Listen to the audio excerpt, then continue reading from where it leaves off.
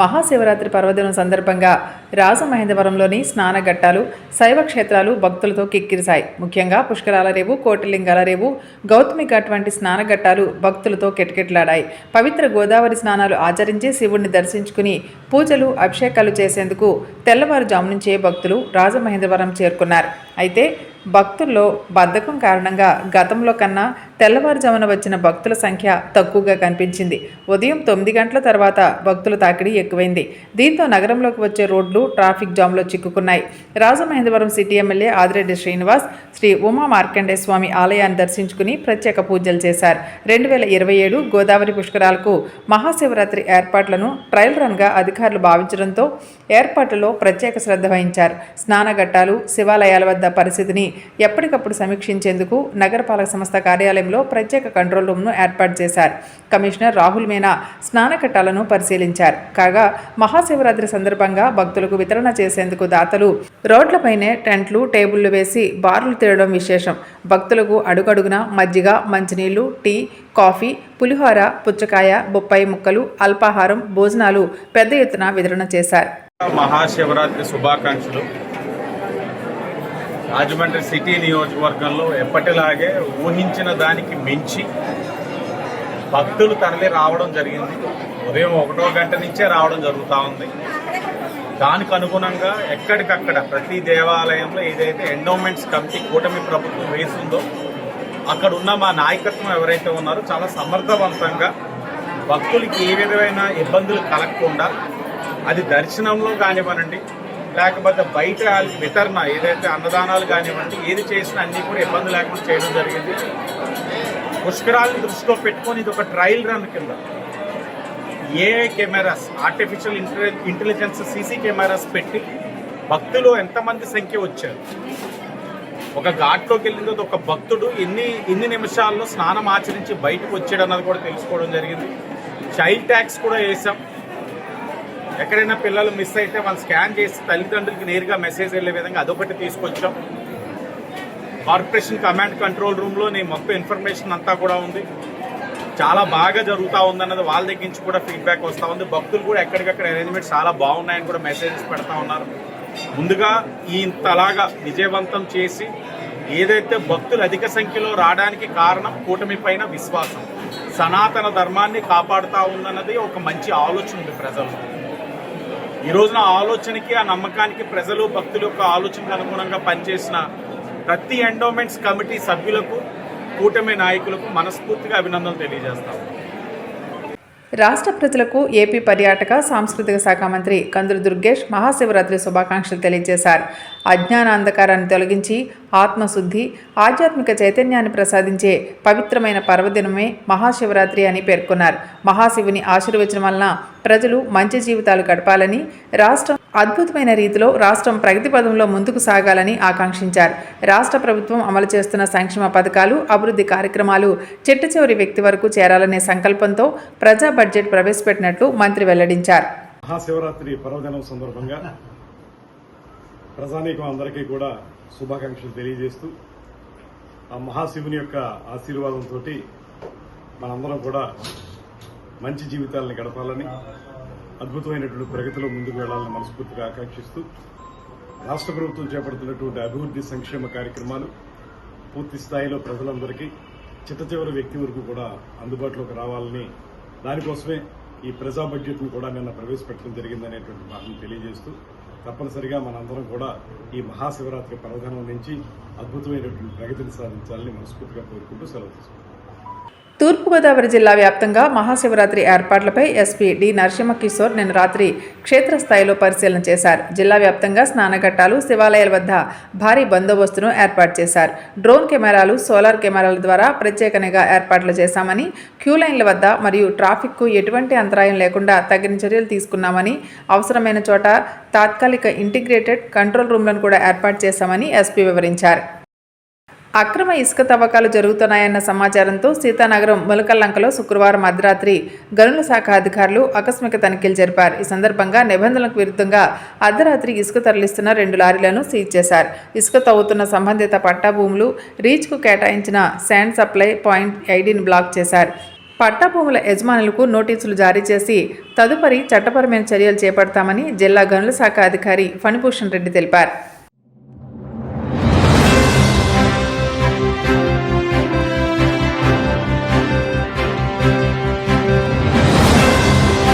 నమస్కారం. CCC digital 230 PM న్యూస్కు స్వాగతం. ముందుగా ముఖ్యాంశాలు. ఏపీ అసెంబ్లీలో రాష్ట్ర వ్యవసాయ బడ్జెట్ను ప్రవేశపెట్టిన మంత్రి అచ్చెన్నాయుడు. రైతులను రాజులుగా చేయడమే కూటమి ప్రభుత్వ లక్ష్యమని వెల్లడి.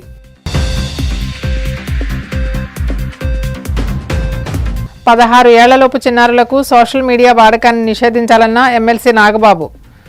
హోం, ఐటీ, విద్యాశాఖలు సమన్వయంతో పనిచేయాలని పిలుపు. కూటమి పాలనలో రాష్ట్రం పతనం వైపు అడుగులు వేస్తుంటే చంద్రబాబు మాత్రం పునర్నిర్మాణం అంటున్నారు. మండిపడ్డ వైసీపీ ఎమ్మెల్యే తాటపర్తి చంద్రశేఖర్. గోవింద నామస్మరణతో మారుమోగిన కోనసీమ తిరుమల. వాడపల్లి వెంకన్న దర్శనానికి పోటెత్తిన భక్తజనం. 2026-27 ఆర్థిక సంవత్సరానికి సంబంధించిన వ్యవసాయ బడ్జెట్ను మంత్రి అచ్చెన్నాయుడు ఏపీ అసెంబ్లీలో ప్రవేశపెట్టారు. వ్యవసాయం లాభసాటిగా మారితేనే గ్రామీణ ఆర్థిక వ్యవస్థ బలోపేతమవుతుందని, దాని ద్వారానే రాష్ట్రం సుభిక్షంగా ఉంటుందని వివరించారు. రైతులను రాజులుగా చేయడమే లక్ష్యంగా రైతన్న మీకోసం కార్యక్రమాన్ని ప్రవేశపెట్టామని తెలిపారు. నీటి భద్రత, డిమాండ్ ఆధారిత పంటల సాగు, అగ్రి టెక్నాలజీ, ఫుడ్ ప్రాసెసింగ్ రంగాలకు ప్రభుత్వం అధిక ప్రాధాన్యం ఇస్తుందన్నారు. రాష్ట్ర ఆర్థిక వ్యవస్థకు మూలస్తంభంగా వ్యవసాయ రంగాన్ని గుర్తించారు. స్వేదముతో భూమిని సేద్యం చేసి జీవనానికి అన్నం ప్రసాదించే రైతన్నకు నా వందనాలు. దేశానికి ఆహార భద్రతను అందిస్తూ అహర్నిశలు శ్రమించే రైతన్నలకు హృదయపూర్వక నమస్కారాలు అర్పిస్తూ 3వసారి వ్యవసాయ బడ్జెట్ను ఈ గౌరవ సభలో ప్రవేశపెట్టే అవకాశాన్ని కల్పించిన గౌరవ ముఖ్యమంత్రి శ్రీ నారా చంద్రబాబు నాయుడు గారికి నా కృతజ్ఞతలు తెలియజేస్తున్నాను. వ్యవసాయ ప్రధానమైన మన రాష్ట్రంలో 62% జనాభా వ్యవసాయం, అనుబంధ కార్యకలాపాలపై ఆధారపడి ఉన్నారు. వ్యవసాయం లాభసాటిగా మారితేనే గ్రామీణ ఆర్థిక వ్యవస్థ బలపడుతుంది. గ్రామీణ ఆర్థిక వ్యవస్థ బలంగా ఉంటేనే రాష్ట్రం ఆర్థికంగా సుభిక్షంగా ఉంటుంది. రాష్ట్ర ఆర్థిక సౌధానికి మూల స్తంభంగా నిలిచిన వ్యవసాయ రంగాన్ని మరింత పటిష్టం చేసి రైతును రాజుగా నిలబెట్టాలనే సంకల్పంతో గౌరవ ముఖ్యమంత్రి శ్రీ గారి నాయకత్వంలో ఎన్డీఏ ప్రభుత్వంలో వ్యవసాయ అనుబంధ శాఖలు మరింత పురోగతి సాధిస్తున్నాయి. యువత వ్యవసాయం వైపు మరలాలి అంటే వ్యవసాయం లాభదాయ వృత్తిగా మారాలి. రైతును రాజుగా చేయడానికి గౌరవ ముఖ్యమంత్రి గారు రైతన్న మీకోసం కార్యక్రమాన్ని ప్రారంభించారు. ఇందులో పంచసూత్రాలైన నీటి భద్రత, డిమాండ్ ఆధారిత పంటలు, అగ్రిటెక్, ఫుడ్ ప్రాసెసింగ్, ప్రభుత్వం నుంచి మద్దతు అనే అంశాలకి అధిక ప్రాధాన్యత కల్పించి రైతు సంక్షేమం కోసం ప్రభుత్వం కట్టుబడి పనిచేస్తుంది. అందుకు ఆంధ్రప్రదేశ్ ప్రభుత్వం స్వర్ణాంధ్ర 2047 సాధన కోసం రూపొందించినటువంటి 10 సూత్రాల్లో వ్యవసాయ రంగానికి సంబంధించి ఫార్మర్ అగ్రిటెక్ ముఖ్యమైనటువంటి సూత్రం ఉంది. Deep technology, artificial intelligence, internets of things, drones, robotics, ఉపగ్రహ ఆధారిత వ్యవస్థల వంటి ఆధునిక సాంకేతికల ద్వారా వ్యవసాయాన్ని లాభసాయకంగా మార్చడానికి, అధిక ఆదాయ రంగంగా తీర్చిదిద్దేందుకు గౌరవ ముఖ్యమంత్రి గారు దిశానిర్దేశం చేస్తున్నారు. ఆహారపు అలవాట్లలో వచ్చిన మార్పుల ఆధారంగా డిమాండ్ ఆధారిత పంటలను రైతులు సాగు చేసేలా తగు చర్యలు తీసుకోవాలని ఆదేశించారు.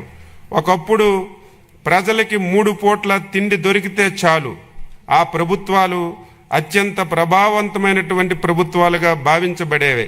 కానీ నేడు అంతకు మించి మన విజనరీ సీఎం గారు పురుగు మందులు, ఎరువుల అవశేషాలు లేని అధిక పోషక విలువలు కలిగిన పంటలను సాగు చేసి ప్రధాన లక్ష్యంతో వ్యవసాయ రంగాన్ని నడిపించడం జరుగుతుంది.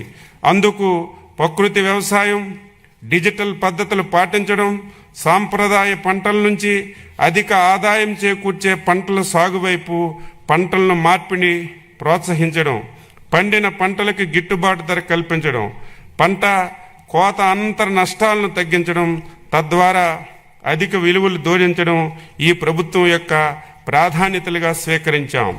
రైతు కన్నీరు దేశానికి అవమానమని దాశరథి గారు చేతికి వచ్చే పంటను కాపాడుకోవడానికి చినుకు కోసం రైతు ఆకాశం వైపు ఆశగా చూసే దౌర్భాగ్యం పోవాలి. వ్యవసాయం ఋతుపవనాలతో జోదమనే నాడును పోవాలి.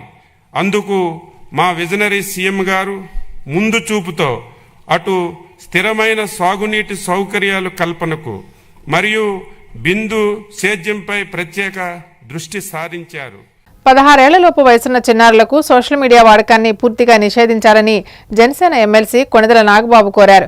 ఆంధ్రప్రదేశ్ శాసనమండలిలో ఆయన మాట్లాడుతూ చిన్నారులు సైబర్ నేరాలు, ప్రమాదకరమైన ఆన్లైన్ ట్రెండ్స్ బారిన పడకుండా కాపాడాల్సిన బాధ్యత ప్రభుత్వంపై ఉందని స్పష్టం చేశారు. సోషల్ మీడియా కట్టడికి ప్రత్యేక చట్టాలు తీసుకురావాలని ప్రభుత్వానికి విజ్ఞప్తి చేశారు. సోషల్ మీడియాలో మంచి చెడులను విశ్లేషించుకునే విచక్షణ పెద్దలకు ఉంటుంది, కానీ 16 ఏళ్లలోపు పిల్లలకు ఆ పరిపక్వత ఉండదని నాగబాబు అన్నారు.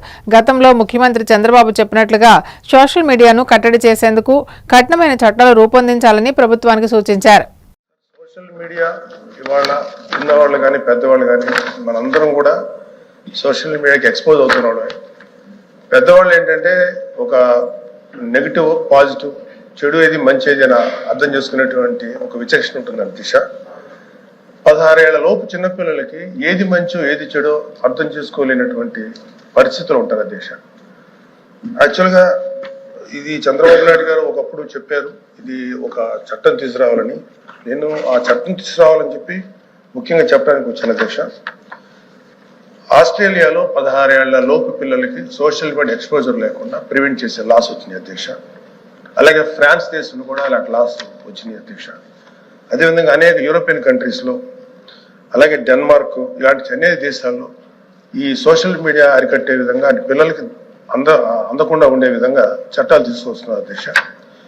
ఆ విషయంలో చంద్రబాబు నాయుడు గారు మాకు మన గౌరవ సీఎం గారు చెప్పినట్టు అది మంచి ఇనిషియేటివ్ అధ్యక్ష. అది తొందరగా తీసుకురావాలని కోరుతున్నాం. ఎందుకంటే అధ్యక్ష ఇంతకుముందు మనం చూసాం ఈ డిఫరెంట్ కాన్సెప్ట్స్. బ్లూ వేల్ ఛాలెంజ్ అని ఒకటి, ఎంతో మంది పిల్లలు సూసైడ్ చేసి చనిపోయారు అధ్యక్ష బ్లూ వేల్ కాన్సెప్ట్ లో. అదేవిధంగా మోమో ఛాలెంజ్ అంటారు, స్కల్ బ్రేకర్ ఛాలెంజ్ అంటారు, ఫైర్ ఛాలెంజ్ అంటారు. అంటే చుట్టూ నిప్పులు అంటించేసుకొని ఎక్కువసేపు సోషల్ మీడియాలో కనపడితే అదొక క్రేజీ థింగ్, వాడికి ఏదో ఒక అప్రిసియేషన్. ఇలాంటి వీటికి చిన్నపిల్లలు గురైపోతున్నారు అధ్యక్ష. అయితే నాకు చెప్పిన దాన్ని బట్టి ఏంటంటే ఇప్పుడు లోకేష్ గారు కూడా ఐటీ మినిస్టర్ గారు ఉన్నారు, అనిత గారు ఉన్నారు. అవగాహన కార్యక్రమాలు రూపొందించిన విధంగా హర్షించదగ్గ విషయం అధ్యక్ష. I really appreciate them. ఇది ఖచ్చితంగా మాత్రం ఇది చాలా ఇంకా స్ట్రిక్ట్ గా గట్టిగా ఈ అవగాహన కార్యక్రమం పెంచాలని కోరుకుంటున్నాను. ఈ సోషల్ మీడియా వల్ల ఏమవుతుందంటే అధ్యక్ష పిల్లలు సైకలాజికల్ గా అండ్ చాలా ఎమోషనల్ డిస్ట్రెస్ కి, రకరకాల డిప్రెషన్స్ కి గురవుతున్నారు అధ్యక్ష. ఖచ్చితంగా ఈ సోషల్ మీడియా మీద ఒక తీవ్రమైనటువంటి ఒక చట్టం తీసుకురావాలి, గట్టి చట్టం తీసుకొచ్చి దానికి అవగాహన కార్యక్రమం చేయడం ఎంత ముఖ్యమో అంతకు మించి చట్టం తీసుకొస్తే ఒక భయం ఉంటుంది. ఎందుకంటే ఆ చట్టానికి ఆ పిల్లలు అదేవిధంగా స్కూళ్ళల్లో ఈ ట్యాబ్స్ ఇచ్చేటువంటి ఇది ఉన్నప్పుడు అవి ఓన్లీ ఎడ్యుకేషన్ పర్పస్ కి రిస్ట్రిక్ట్ అయ్యే విధంగా, ఎక్స్పోజ్ అయ్యే విధంగా ఉండాలి తప్ప అంతకు మించి వెళ్లకుండా ఒక మానిటరింగ్ వ్యవస్థ అయితే కావాలి. అది పోలీస్ డిపార్ట్మెంట్ కానీ, అంటే హోమ్ డిపార్ట్మెంట్ కానీ, ఇటు ఐటీ డిపార్ట్మెంట్, అలాగే విద్యాశాఖ మంత్రి గారు కూడా కలిసి చేస్తున్నారు. అలాగే గ్రేటర్ మన mega parent and teacher meeting లో అవగాహన కార్యక్రమం ఏర్పాటు చేస్తానని చెప్పారు అధ్యక్ష. I'm very thankful to them. ఖచ్చితంగా ఇది చాలా గట్టిగా ఎఫెక్టివ్ గా చేయాలని కోరుకున్నాను అధ్యక్ష. తప్పనిసరిగా పిల్లల్ని ఇలాంటి వాటికి దూరంగా ఉంచే విధంగా చర్యలు తీసుకోవాలి. ముఖ్యంగా తల్లిదండ్రులను ఎడ్యుకేట్ చేయాల్సిందిగా నేను అనిత గారిని, హోమ్ డిపార్ట్మెంట్, అలాగే ఐటీ శాఖ మంత్రి గారిని కోరుతున్నాను అధ్యక్ష. శాసనసభలో గవర్నర్ ప్రసంగానికి ధన్యవాద తీర్మానంపై సీఎం చంద్రబాబు మాట్లాడిన మాటలు ఆశ్చర్యాన్ని కలిగిస్తున్నాయని వైసీపీ ఎమ్మెల్యే తాటిపర్తి చంద్రశేఖర్ మండిపడ్డారు. ఒకవైపు కూటమి పాలనలో రాష్ట్రం పతనం వైపు అడుగులు వేస్తుంటే ఆయన మాత్రం పునర్నిర్మాణం అంటున్నారని, అవినీతి అక్రమాలు రాష్ట్ర వ్యాప్తంగా పేటరేగిపోతుంటే అభివృద్ధి ఆకాంక్షలు అంటూ మాయమాటలు చెబుతున్నారని ఆగ్రహం వ్యక్తం చేశారు.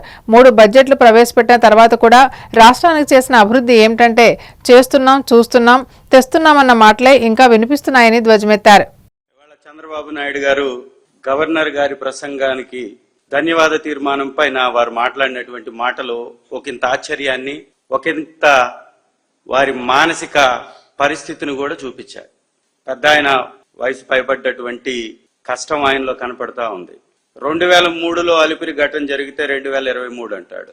ఈ రాష్ట్రం పతనం వైపున అడుగులు వేస్తూ ఉంటే పునర్నిర్మాణం అంటాడు. ఈ రాష్ట్రంలో అవినీతి అక్రమాలు పెట్టరేగిపోతూ ఉంటే అభివృద్ధి ఆకాంక్షలు అంటాడు. 3 బడ్జెట్లు ప్రవేశపెట్టిన తర్వాత కూడా ఈ రాష్ట్రానికి ఏం చేశారు చంద్రబాబు గారు అభివృద్ధి అంటే చేస్తున్నాం, చూస్తున్నాం, తెస్తున్నాం అంటాడు. తెచ్చింది ఏందయ్యా అంటే మీకు 11 వచ్చినాయి, మీ సీట్లు 11 అంటాడు. సంబంధం ఏంటి?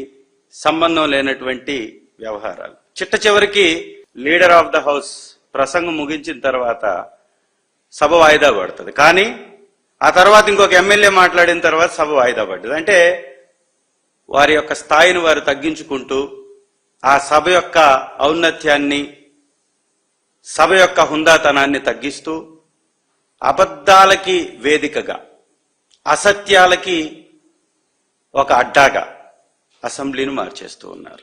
వారు మాట్లాడినటువంటి మాటల్లో ఫ్లాప్ అయిన సినిమాకి బలవంతంగా వసూళ్లు వచ్చాయని సంబరాలు చేస్తే ఎట్లుంటుందో అలా బలవంతపు సంబరాలుగా ఆ సభ సాగినటువంటి ఈ యొక్క 3 రోజులను మనం గమనించవచ్చు.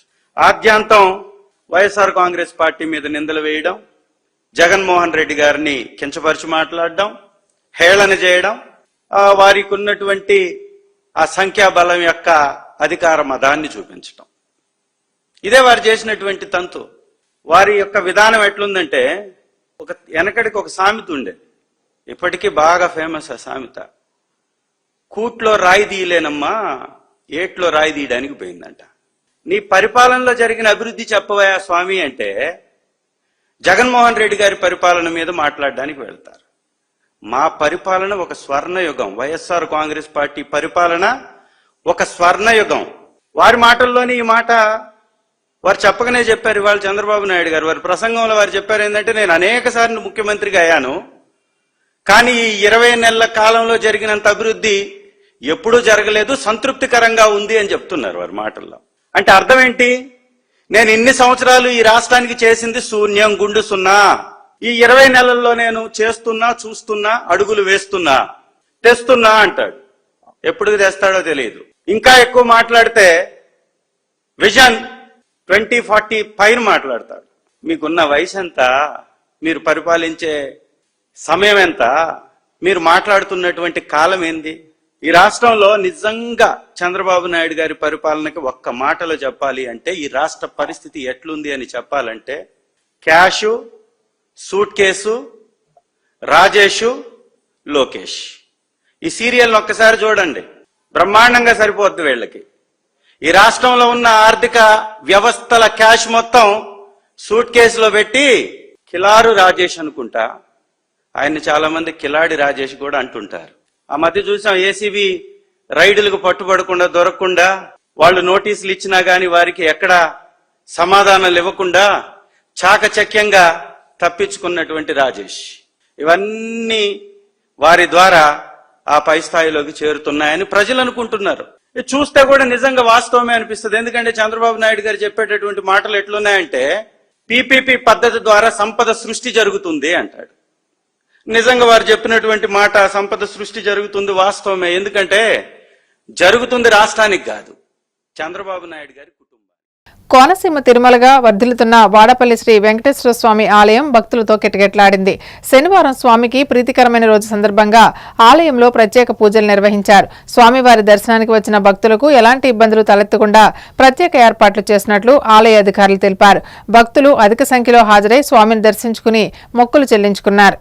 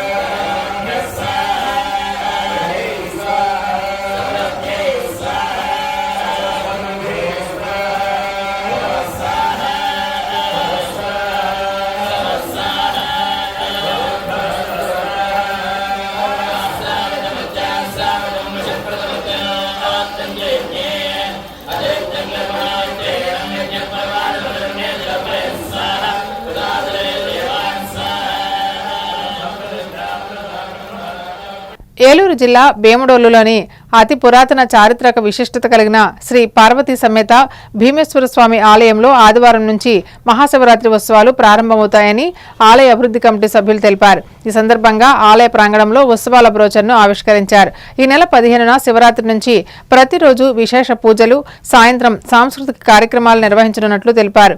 మార్చి 8న అన్న సమారాధనతో వేడుకలు ముగుస్తాయని ఆలయ ఉత్సవం అభివృద్ధి కమిటీ చైర్మన్ కనుమూరి లీలాకృష్ణ తెలిపారు.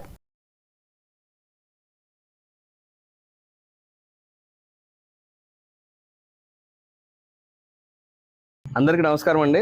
సుమారు 1200 సంవత్సరాల చరిత్ర కలిగిన మన భీమడోలు శ్రీ పార్వతీ సమేత భీమేశ్వర స్వామివారి సన్నిధానంలో ఈ సంవత్సరం 2026 సంవత్సరం మహాశివరాత్రి ఉత్సవాలు ప్రారంభం కాబోతున్నాయండి. ఇది 15/2/2026 అనగా ఆదివారం రేపటి నుంచి 5 రోజుల పాటు జరిగే ఈ ఉత్సవాలందరూ ప్రజలందరూ భక్తులందరూ కూడా అశేషంగా విచ్చేసి వీటిని జయప్రదం కావాల్సిందిగా కోరుకుంటున్నామండి. అలాగే రేపు సాయంత్రం జరిగే లింగోద్భవ అభిషేకానికి కూడా అందరూ విరివిగా తరలి వచ్చి వారి స్వామివారిని దర్శించుకుని వారి కృపా కటాక్షములు పొందాల్సిందిగా కోరుచున్నామండి. మహానదానం కూడా మనం పెడుతున్న ఈ సంవత్సరం ఈ కనుమూరి లీలాకృష్ణ గారు చైర్మన్ గారు ఆధ్వర్యంలో జరుగుతున్న కార్యక్రమాలకి అందరూ రావాల్సిందిగా కమిటీ వారి తరఫున కోరుకుంటున్నామండి. ఓం నమో పార్వతీ సమేత భీమేశ్వర స్వామి మహా. మన భీమడోలు గ్రామంలో 1200 సంవత్సరాల క్రితం ఏం చేసిన ఈ పార్వతీ సమేత భీమేశ్వర స్వామి ఆలయం చాలా ప్రశస్తమైంది. ఈ ఆలయానికి బ్రహ్మసూత్రం ఒకటి ఉంది. ఈ ఆలయంలో మొక్కుకున్న మొక్కులు తప్పనిసరిగా నెరవేర్తాయి. సంతానం లేని వారికి కానీ పిల్లలు కాని వారికి కానీ ఇటువంటి కార్యక్రమాలు ఏవైతే మొక్కున్నామో ఆ కార్యక్రమాలు తప్పనిసరిగా నెరవేరి ఆ స్వామివారు దయ వల్ల అన్ని కోరికలు నెరవేర్తాయి. రెండోది, ఈ బ్రహ్మసూత్రం అనేది భీమడోలు ఈ గ్రామంలోనూ అలాగే పేదల గ్రామంలో కూడా ఉందండి ఈ బ్రహ్మసూత్రం. అలాగే ఈ చుట్టుపక్కల లేదంటే కనీసం 15-20 ఊళ్ళ నుంచి ఈ గుడికి వచ్చి తమ మొక్కులు తీర్చుకుని చాలా మంది వెళ్తారు. అలాగే రేపు మహాశివరాత్రి సందర్భంగా రేపు సాయంత్రం లింగోద్భవ సందర్భంగా అందరూ వచ్చి భక్తులు వచ్చి ఈ కార్యక్రమం జయప్రదం చేసి. అందరికీ నమస్కారం. నా పేరు వర్ధినేడి కపిరాజు, బీజేపీ ధార్మిక సెల్ జిల్లా కన్వీనర్ను. ఈరోజు భీమడోలులో 1200 సంవత్సరాల క్రితం చరిత్ర ఉన్నటువంటి భీమేశ్వర స్వామి వారి యొక్క ఆలయంలో రేపు ఉదయం నుండి మహాశివరాత్రి మహోత్సవాలు అత్యంత వైభవంగా ఏర్పాటు చేయడం జరుగుతుంది. 5 రోజులు. అలాగే 5 రోజులు అనంతరం వచ్చే నెలలో 8వ తారీఖున కూడా భారీ అన్న సమారాధన కూడా ఉంది. అలాగే ఈ యొక్క ఆలయానికి మంచి ప్రాముఖ్యత ఉంది. ఇక్కడ కోరిన కోరికలు తీర్చడంలో ఈ స్వామి యొక్క ప్రత్యేకత. ఎక్కడెక్కడి నుంచో వచ్చి ఈ యొక్క స్వామివారిని దర్శించుకుని ఆ స్వామివారి యొక్క దగ్గర మొక్కున్నటువంటి మొక్కులు తీర్చడానికి వారు ఎంతోమంది ఎక్కడి నుంచో వస్తుంటారు. అనేక రకమైనటువంటి కార్యక్రమాలు కానీ బాధల్లో కానీ ఉన్నటువంటి వారందరూ కూడా స్వామివారిని దర్శించుకుని స్వామివారి యొక్క కోరిక తీసుకుంటూ ఉంటారు. కనుక రేపటి నుండి మహాశివరాత్రి మహోత్సవాలు అత్యంత వైభవంగా కమిటీ వారు అలాగే కమిటీ వారికి గ్రామస్తులందరూ కూడా సహకరిస్తున్నారు. కనుక ప్రతి ఒక్కరు భక్తులందరూ కూడా ఇచ్చేసి స్వామివారిని దర్శించుకుని స్వామివారి యొక్క కృపా కటాక్షాలు పొందుతారని మనం కోరుకుంటున్నాం. జై భారత్ క్షీరారామ ఆక్వా రైతు సంఘం ఆధ్వర్యంలో కేజీకి 4 రూపాయలు పెరిగిన ఫీడ్ రేటు తగ్గించాలంటూ రేపు ఉదయం జిల్లాలోని అన్ని నియోజకవర్గాల ఎమ్మెల్యేలకు వినతిపత్రం అందజేయనున్నట్లు రైతు సంఘం అధ్యక్షులు గొట్టుముక్కల గాంధీ భగవాన్ రాజు తెలిపారు. పశ్చిమ గోదావరి జిల్లా పాలకులలో ఆయన మీడియాతో మాట్లాడుతూ సోమవారం జిల్లా కలెక్టర్లకు వినతిపత్రం ఇవ్వనున్నట్లు తెలియజేశారు. నమస్కారాలు. గత 15 రోజుల కిందట ఏదైతే పాలకుల్లో మనం ఏదైతే జై భారత్ క్షీరారామ ఆక్వా సంఘం ఆధ్వర్యంలో ఒక మీటింగ్ ఏర్పాటు చేసి మరి ఎవరైతే ఈ ఫీడ్ ప్లాంట్లు ఉన్నాయో అవి రేట్లు పెంచేలా ఉన్నాయి. మరి అప్పుడున్న రైతు పరిస్థితిని బట్టి మీరు పెంచితే రైతుకి ఇబ్బంది అవుతుంది. మరి దీని మీద పునరాలోచించాలని చెప్పి ఆ రోజు విజ్ఞప్తి చేయటం. కానీ గత 4వ తారీఖున మరి ఏదైతే కేజీకి 4 రూపాయలు పెంచుతూ మరి ఏదైతే నిర్ణయం తీసుకున్నారో దాని మీద మరి తదుపరి ఏమి కార్యాచరణ చేయాలని చెప్పేసి మరి ఆలోచించుకుని ఎవరైతే ఈ పశ్చిమ గోదావరి జిల్లాలో మరి ఏదైతే సంఘాలు ఉన్నాయో మరి ఆ సంఘాలు ఒక ప్రతినిధులందరూ కూర్చుని మరి దీని మీద ఒక నిర్ణయం రావడం జరిగింది. ఏదైతే గతంలో మనకు ట్యాక్స్ రూపంలో మరి ఆ రోజు రేట్లు తగ్గించి మరి రైతు చాలా కోల్పోయి ఉన్న పరిస్థితుల్లో మళ్ళీ ఈ విధంగా ఫీడ్ రేట్లు పెంచటం, దాని తర్వాత మళ్ళీ ట్యాక్స్ తగ్గినా కానీ ఇప్పటికి కూడా ఈ యొక్క ఏదైతే కౌంట్ రేట్లు ఉన్నాయో అవి పెంచకుండా ఇవాళ ఎవరైతే రైతులు ఇబ్బంది పడుతున్నారో ఈ బాధలన్నీ గవర్నమెంట్ దృష్టికి తీసుకెళ్ళాలి.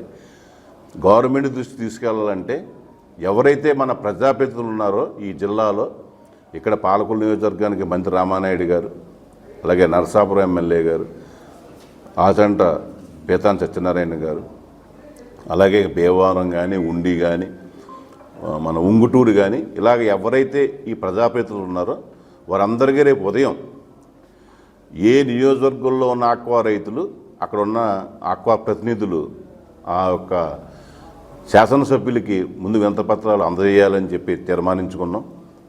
అలాగే సోమవారం నాడు ఉదయం 10 గంటలకి ఈ జిల్లాలో, పశ్చిమ గోదావరి జిల్లాలో ఉన్న అన్ని సంఘాల ప్రతినిధులు మరియు ఆక్వా రైతులు కలిసి కలెక్టర్ గారికి వినతిపత్రం అందజేసి ఏదైతే ఇప్పుడు రైతుల కష్టాలు, రైతుల బాధలు ఉన్నాయో ఇటు శాసనసభ్యుల ద్వారా అసెంబ్లీకి వెళ్ళే విధంగా, అలాగే కలెక్టర్ గారి ద్వారా ఎవరైతే ఆ మంత్రి గారు అచ్చెన్నాయుడు గారికి కానీ లేకపోతే ముఖ్యమంత్రి గారి దృష్టికి వెళ్ళే విధంగా ఒక కార్యాచరణ రూపించుకుందామని చెప్పి నిన్న మా జిల్లా సంఘాల ప్రతినిధులందరూ కూడా తీర్మానించుకోవటం. ఆ రకంగా రేపు పొద్దున్న మరి ఏదైతే మన మంత్రి గారికి రేపు కొంతమంది వెళ్ళి మనం ఇక్కడ పొద్దున్న ఉదయం అందజేయడం జరుగుతుంది. అలాగే నరసాపురం ఉన్న ఆక్వా రైతులు అక్కడ, అలాగే ఆచరణలో ఉన్న ఆక్వా రైతులు పీతానికి, అలాగే అక్కడ ఉన్న ప్రతినిధులు ఎవరైతే భీమవరం ఉండి, ఉంగుటూరు, తాడేపల్లిగూడెం ఎక్కడైతే అక్కడ ప్రతినిధులు ఉన్నారో వాళ్ళు అందరూ అందజేస్తారు. సోమవారం మొత్తం జిల్లాలో ఉన్న ఆక్వా రైతులందరూ, ఆక్వా సంఘాలందరూ సమేటింగా ఒక్కటయ్యి కలెక్టర్ గారికి ఇక్కడి నుంచి మనందరం కూడా వెళ్ళి అక్కడ వాళ్ళందరితో ప్రతినిధులతో కలిసి ఉదయం 10 గంటలకు కలెక్టరేట్లో అందజేయడం జరుగుతుంది. కేంద్ర ప్రభుత్వం తెచ్చిన నూతన విద్యుత్ చట్టంతో ప్రజలకు ముప్పు వాటిల్లుతుందని, రాష్ట్రంలో కూటమి ప్రభుత్వం బలవంతపు భూసేకరణ తక్షణం ఆపాలని సిపిఎం రాష్ట్ర కార్యదర్శి వర్గ సభ్యులు బి బలరాం డిమాండ్ చేశారు. పశ్చిమ గోదావరి జిల్లా భీమవరంలోని పుచ్చలపల్లి సుందరయ్య భవనంలో సిపిఎం పార్టీ జిల్లా కమిటీ విస్తృత సమావేశం ఆ పార్టీ జిల్లా కార్యదర్శి వర్గ సభ్యులు కర్రి నాగేశ్వరరావు అధ్యక్షతన జరిగింది. ఈ సందర్భంగా సమావేశానికి ముఖ్య అతిథిగా హాజరైన సిపిఎం రాష్ట్ర కార్యదర్శి వర్గ సభ్యులు బలరాం మాట్లాడుతూ, చారిత్రాత్మకంగా నిర్వహించిన దేశవ్యాప్త సమ్మెను దేశంలో ఉన్న కార్మిక వర్గం, వ్యవసాయ కూలీలు, పేద రైతులు, కౌలు రైతులు, వృత్తిదారులు, గ్రామీణ పేదలు విజయవంతం చేశారని, ఈ సమ్మె భవిష్యత్ పోరాటాలకు నాంది అని అన్నారు. సిపిఎం జిల్లా కార్యదర్శి జేఎన్వి గోపాలన్ మాట్లాడుతూ, కూటమి ప్రభుత్వం ఎన్నికల్లో పేదలకు హామీ ఇచ్చిన ఇళ్ల స్థలాల పంపిణీ విషయంలో ఇంకెంతకాలం కాలయాపన చేస్తారని, తక్షణం జిల్లాలో భూసేకరణ చేపట్టాలని డిమాండ్ చేశారు. ఈ కార్యక్రమంలో సిపిఎం రాష్ట్ర కమిటీ సభ్యులు సీనియర్ నేత మంతెన సీతారాం, జిల్లా కార్యదర్శి వర్గ సభ్యులు కౌరు పెద్దిరాజు, కేతయ్య గోపాలన్, వాసుదేవరావు, పివి ప్రతాప్, జిల్లా కమిటీ సభ్యులు జక్కంశెట్టి సత్యనారాయణ, గొర్ల రామకృష్ణ, దనకొండ శ్రీనివాస్, అజయ్ కుమారి, పూర్ణ, జిల్లా సీనియర్ నేతలు జుత్తిగ నరసింహమూర్తి, రాజా రామ్మోహన్ రాయ్, అన్ని మండలాల కార్యదర్శులు, కన్వీనర్లు, ముఖ్య నేతలు పాల్గొన్నారు. ఫిబ్రవరి 12వ తారీఖున దేశవ్యాప్తంగా కోట్లాది మంది కార్మిక వర్గం, దేశంలో ఉన్న పేద రైతులు, వ్యవసాయ కార్మికులు, కౌలు రైతులు, వృత్తిదారులు, గ్రామీణ పేదలు చారిత్రాత్మకమైనటువంటి సమ్మెని చేశారు. ఈ రోజున కేంద్రంలో ఉన్నటువంటి ఎన్డీఏ ప్రభుత్వం నరేంద్ర మోడీ నాయకత్వంలో దేశానికి నష్టం కలిగించేటువంటి విధానాలని అవలంబిస్తుంది. అమెరికాతో చేసుకున్నటువంటి ఒప్పందాలు మన భారతదేశంలో ఉన్నటువంటి పారిశ్రామిక రంగాన్ని దెబ్బతీస్తాయి, వ్యవసాయ రంగాన్ని దెబ్బతీస్తాయి, తోళ్ల పరిశ్రమలను దెబ్బతీస్తాయి, వస్త్ర రంగాన్ని దెబ్బతీస్తుంది, ఔషధ రంగాన్ని దెబ్బతీస్తుంది. ఇంకా చెప్పాలంటే మన దేశం స్వయం సమృద్ధి అవటం కాకుండా మరల అమెరికా మీద ఆధారపడేటువంటి దుస్థితికి తీసుకొస్తాయి. ఈ విధానాలను వ్యతిరేకించాలని విజ్ఞప్తి చేస్తాం. అలాగే కేంద్రంలో ప్రభుత్వం నూతన విద్యుత్ చట్టాన్ని తీసుకొచ్చింది. ఈ చట్టం రాష్ట్రాల్లో ప్రజల మీద భారాలు పడటానికి, విద్యుత్ ఛార్జీలు పెరగడానికి, స్మార్ట్ మీటర్లు జనం మీద రుద్దటానికి ఉపయోగపడుతుంది. దీన్ని ఉపసంహరించాలని ఈ రోజున భీమవరంలో జరిగిన సిపిఎం సమావేశం తరఫున విజ్ఞప్తి చేస్తాం. అలాగే నూతన విద్యా చట్టం గతంలో కాంగ్రెస్ ప్రభుత్వం తీసుకొచ్చింది. ఈ ప్రభుత్వం కూడా అమలు చేస్తుంది. అంటే పేదవాళ్ళకి విద్యని దూరం చేసే పథకం ఇది. ఈ పథకంలో పేదవాళ్ళ విద్యకి ప్రాధాన్యం ఇచ్చేలాగా చూడాలని కోరుతున్నాం. అలాగే ఈ రోజున పేద రైతులు, కౌలు రైతులు వారు అనేక సమస్యల్ని ఎదుర్కొంటున్నారు. పండించే పంటలకి మద్దతు ధర లేదు. రైతులు మద్దతు ధర చట్టం అడిగితే ఆ చట్టం తీసుకురాకుండా వ్యవసాయ రంగాన్ని దెబ్బతీసేటువంటి విధానాల్ని అవలంబిస్తున్నారు. గ్రామీణ పేదలకు ఉపయోగపడుతున్నటువంటి మహాత్మా గాంధీ గ్రామీణ ఉపాధి హామీ పథకాన్ని పథకంగా రద్దు చేసి గ్రామ్జీ పేరుతో చట్టాన్ని రద్దు చేసి పథకాన్ని తీసుకొచ్చారు. అంటే ఈ రోజున వ్యవసాయ కార్మికులు మాకు 10 దినాలు పెంచండి, కూలి పెంచండి, పట్టణ ప్రాంతాల్లో కూడా మాకు ఈ పథకాన్ని వర్తింపజేయండి అంటే దాన్ని దెబ్బతీసేలాగా మొన్న కేంద్ర బడ్జెట్లో ఆ పథకానికి నిధుల్ని తగ్గించారు. అలాగే ఈ రోజున మొన్న ప్రవేశపెట్టినటువంటి కేంద్ర బడ్జెట్లో కూడా వ్యవసాయ రంగానికి నష్టం కలిగేలాగా, విద్యా రంగానికి, వైద్య రంగానికి నష్టం కలిగేలాగా చర్యలు తీసుకున్నారు. కేటాయింపులు ఏమాత్రం కూడా పెంచలేదు. విశాఖ ఉక్కు అమ్మకం ఆపుతామని మాత్రం చెప్పలేదు. ఈ రూపంలో కేంద్ర బడ్జెట్ కూడా మన రాష్ట్రానికి కూడా అన్యాయం చేసింది. రాబోయే రోజుల్లో ఈ జిల్లాలో ప్రజా సమస్యల మీద పెద్ద ఎత్తున ఆందోళనలకి సిపిఎం పూనుకుంటుంది. ఈ ఉద్యమాలన్నింటిలో కూడా ప్రజానీకం కలిసి రావాలని విజ్ఞప్తి చేస్తుంది. తిరుపతి జిల్లా చంద్రగిరి మండలం శ్రీనివాస మంగాపురం శ్రీ కళ్యాణ వెంకటేశ్వర స్వామివారి బ్రహ్మోత్సవాల్లో భాగంగా వసంతోత్సవం వైభవంగా జరిగింది. వసంత ఋతువులో స్వామికి జరిగే ఈ ఉత్సవానికి వసంతోత్సవం అని పేరు. ఈ ఉత్సవంలో స్వామికి సుగంధ పుష్పాలను, వివిధ రకాల ఫలాలను నివేదిస్తారు. బ్రహ్మోత్సవాల్లో అలసిపోయిన స్వామి అమ్మవార్లకు ఉపశమనం కలిగించేందుకు ఈ వసంతోత్సవాలు నిర్వహిస్తారని అర్చకులు తెలిపారు.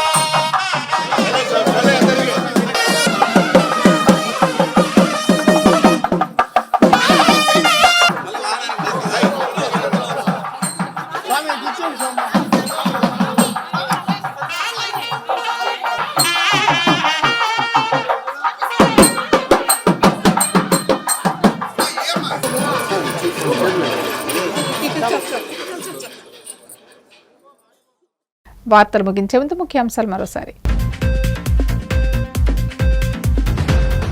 ఏపీ అసెంబ్లీలో రాష్ట్ర వ్యవసాయ బడ్జెట్ను ప్రవేశపెట్టిన మంత్రి అచ్చెన్నాయుడు. రైతులను రాజులుగా చేయడమే కూటమి ప్రభుత్వ లక్ష్యమని వెల్లడి.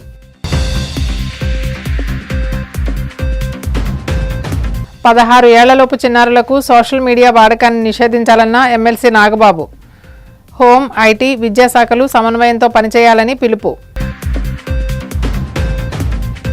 కూటమి పాలనలో రాష్ట్రం పతనం వైపు అడుగులు వేస్తుంటే చంద్రబాబు మాత్రం పునర్నిర్మాణం అంటున్నారు. మండిపడ్డ వైసీపీ ఎమ్మెల్యే తాటపర్తి చంద్రశేఖర్. గోవింద నామస్మరణతో మారుమోగిన కోనసీమ తిరుమల. వాడపల్లి వెంకన్న దర్శనానికి పోటెత్తిన భక్తజనం. సిసి సునో సమాప్తం. నమస్కారం.